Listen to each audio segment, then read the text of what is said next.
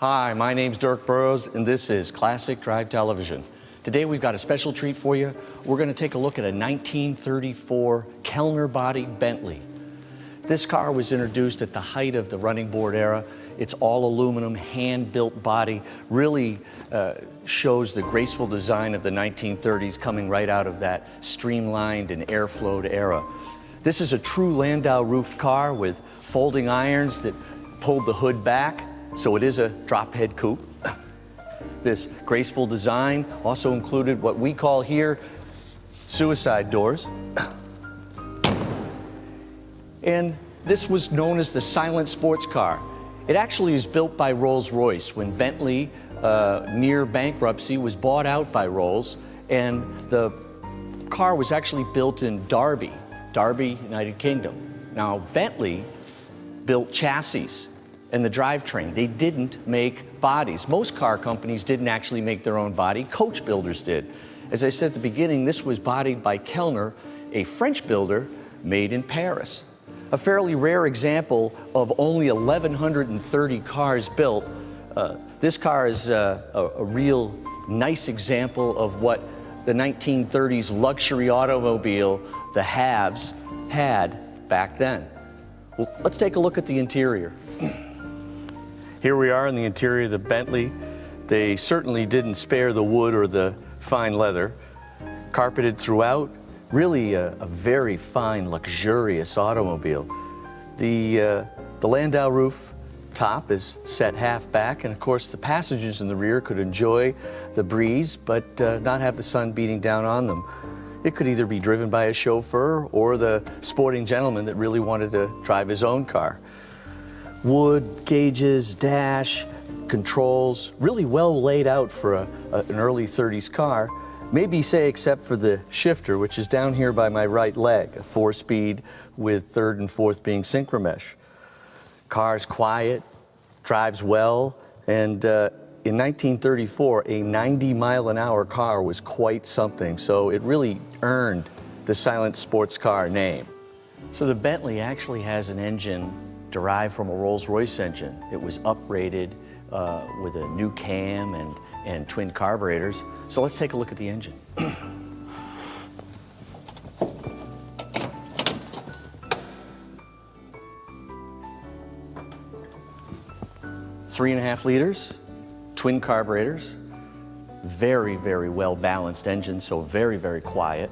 Integrated dynamo, and the tools under the bonnet to allow you to make sure that you could keep the car running, change tires, things like that. At the time, considered an extremely well laid out engine bay. Of the 1,138 Bentley 3.5 liters built, this is one of the ones built with a more desirable body style. Graceful, fast, and a beautiful car. We'll be right back with more. This is Classic Drive Television.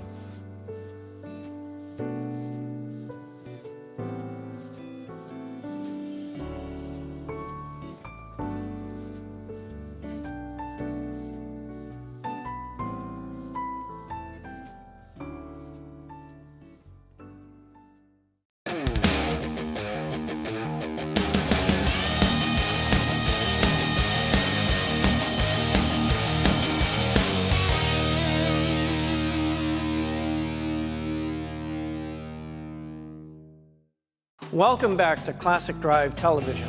1969 marked the era when General Motors, Ford, and Chrysler were all looking to be the top performers, both on the track and off the track, trying to win the hearts and minds of all of the American public who were out to buy this particular kind of automobile. We're about to see more of that from 1969 right now. Hey, boy, that's the car. What's wrong, officer? Boy, you're in a heap of trouble. Violation of City Orders 11-14, operating a racing type vehicle inside the city limits. Oh, officer, this is the new Dodge Challenger RT. It's not a racer. Ain't I? What kind of tires, them, boy? Optional polyglass GTs. Racing tires. Them stripes, that boy, what you call those? Racing stripes. I suppose that's a reconverted lawnmower motor. Optional 440 Magnum V8. What's that doohickey in there, boy? Well, that's a new optional slapstick racing shift. But look, it's got concealed wipers, and it's got dual headlights. You don't find that on any racer, do you? Careful, boy. Our bookkeeper's that's a law officer. Boy, things sure have changed since 1969. We have a 2016 version of the Dodge Challenger, and Keith Boivert from Fitchburg right here with me today, the owner of this classic retro car. Hey, Glenn, good how's to it see you, going? Good Keith. seeing you. So awesome. Tell us a little bit about this car and how it relates back to, say, the 69 and early 70s of the Dodge Challenger. Well, what I liked the most about these cars was the classic styling. If you look back at the 69, 70, 71 Challengers, they were tough. They emitted just this powerful sense of the road. And what I liked about this car in this version, everything from the taillights to the headlights to the shaker hood, the 6-speed, everything about this car, except for the bare bones interiors that came in the original cars, as you know, were designed completely for street, point A to point B as fast as you can. This has all the creature comforts that you'd want in a brand new car, but the power and the looks of the classic cars. One of the things that we talked about just before the show was how performance has changed so much for the better, of course, in the more modern cars. But Chrysler was on the peak of things like, instead of just being good at going straight down the track or the street at a high rate of speed, they were actually able to sort of engineer suspensions, and they were thinking about that even then. Well, I mean, that speaks highly to their mindset back in the day, because their engineers who were going out after hours and souping up cars, the Ram Chargers, after a couple years, Chrysler said, these guys are doing some amazing things, and they took that technology and that engineering that they allowed their people to do off-site and bring it in, and all that just translated to just superior cars all the way around. So whether we were talking about in this particular car is a Hemi, the hemispherical combustion chamber that Chrysler really brought to the forefront as early as the mid-50s, that design was underway. Yeah, from the DeSoto all the way up. And when I heard that they were bringing the Hemi back, it was just, I mean, I think there was a huge sigh across all of the motorhead world. And I got to say, just the torque and the horsepower, it's phenomenal. You know, once again, you just spoke about torque, and what happens after the engine is the transmissions and the incredible advent of going from manual to really well-built automatic transmissions like the Torque Flight 727 that Chrysler introduced, and that transmission was used in a lot of motorsport. Oh, they're bulletproof. They were just an amazing, the shift points, there was a lot of high-performance mods you could do to those, especially on the track, which is where they were trying to make their name, just to get those high shift points, but still get that torque to the road. The Torque Flights, to this day, are just one of the most amazing transmissions ever. Yeah, well, thank you so much, Keith, for joining us today on Classic Drive Television, and more to come right here.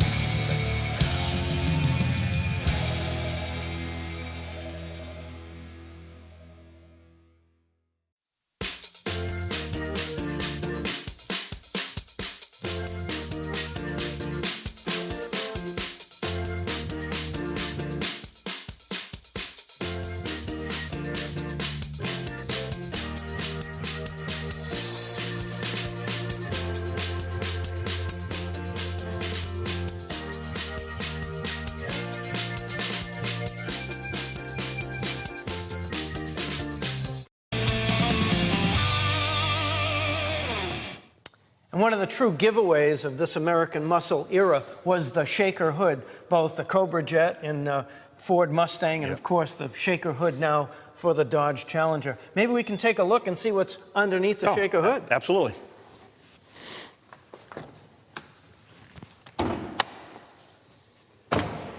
So Keith, even the fit and finish of the panels is so much different than back in the day. Yeah. When you in the hood has got the hinges are much better with the the cylinders. So tell us a little bit about what we see. Obviously, we see the air intake, a lot of course, things built in that back in the era would have been open, but they've enclosed everything to make it a little bit more efficient. This actually funnels air through this tube here, which also feeds your cold air intake, so it breathes so much better. And that's the whole purpose of the shaker hood. Just like the old air grabber hoods and the original shakers, it has the same function, but with a little bit more high-tech functionality. For some of the folks that may not be in the era of knowing about the Shaker hood, the reason it was called the Shaker is it was mounted directly to the top of the engine, Yep. and then, of course, right through the hole in the hood. And so very functional and very efficient because it was sealed. Correct. And when you're driving, you can see it shake. Which gives you some of that excitement. Yeah, and you know, when you step on the gas and you're sitting in this car and you see that, you know, move and you hear the horse, it's a rush. That's what it's all about. Yes. So in terms of this motor, I think we can compare it well to the cast iron version that we spoke about earlier. Yeah. Tell us a little bit about the improvements of this engine over what we saw in the days of past. Well, the fact that there's the fuel injection, it's all sequential. It's actually a small block as opposed to a big block with the same horsepower. Actually, this is pushing, I believe they say it's 372, 373. So you're getting more horsepower in a more compact area, even though this looks very cluttered and they actually put the battery in the trunk because there was no room. But you're getting all the computer, all the fuel injection, everything is timed perfectly, and it is a lighter motor than the original Hemi motors. You mentioned earlier about chips and about modifications, and things have changed so incredibly that now you can make some of those performance changes with a simple computer. Yeah, they sell aftermarket performance computer programmers you can plug in. You can do all kinds of things that way.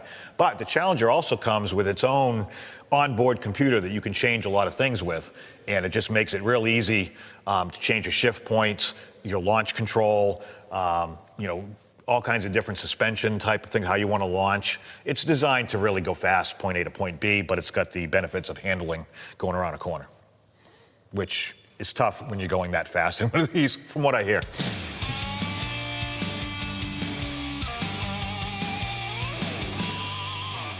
Well, Keith Bursvart, thanks so much for joining us with this 2016 Dodge Challenger with the Shaker hood, of course.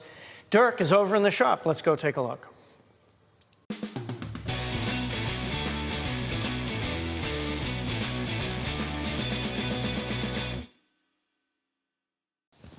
Hey, we're in the shop today, and today we're going to talk about collecting, buying, restoring, or preserving a classic car. When I'm considering buying a car, I like to use the 5+5 rule. Affordability, drivability, originality, collectability, and most of all, desirability. Once those 5 things have been met, then it's time to go take a look at the car and decide whether it really has the bones in order to be a great classic. So the things I look for are body and exterior, engine trans, brakes and suspension, undercarriage, and the interior. So when we're looking at the engine, what we're looking for here is we're looking for signs that a lot has happened here that shouldn't have. This car is an automatic, has integrated air conditioning. Let's start off by checking out the oil. Does it smell like fresh barbecue, or does it smell like oil? Is it black? Is there any oil in it at all? We've got an automatic transmission, so we're probably going to want to check here, and it's really important to see a nice pink color. We don't want to see a brown purple, or that may be a sign of a transmission problem. As we look around, we're going to look at our brake reservoir, alternator, general wiring, and the system overall. If we see big signs of changes or modifications, we're going to have to dig in a little deeper. Depending upon the car, an engine or a transmission problem can be quite expensive and really drag out the process of getting your car on the road. So really pay attention to these things. As we walk around the car, we're trying to look at the exterior trim here. We're trying to understand, is there rust? Has the car been repainted? If it has been repainted, was it an acceptable job or a quickie? As we get into the car, we look under carriage, we're looking for rust, we're looking for things that are going to be signs of real problems underneath, or things that are going to come back to haunt us later. Ultimately, you're going to want to look at the interior and make a decision that this is something you can live with or work with. A ripped seat, bad carpet, things like that can really add up quick and really have you in the shop or spending a lot more money than you planned on. So make sure you got a good baseline in the interior as well. If you follow those foundations, you're sure to get a good classic and have a lot of fun and enjoy it for years to come. Some of us want the car to be absolutely perfect. Others of us can live with little dents or dings here and there.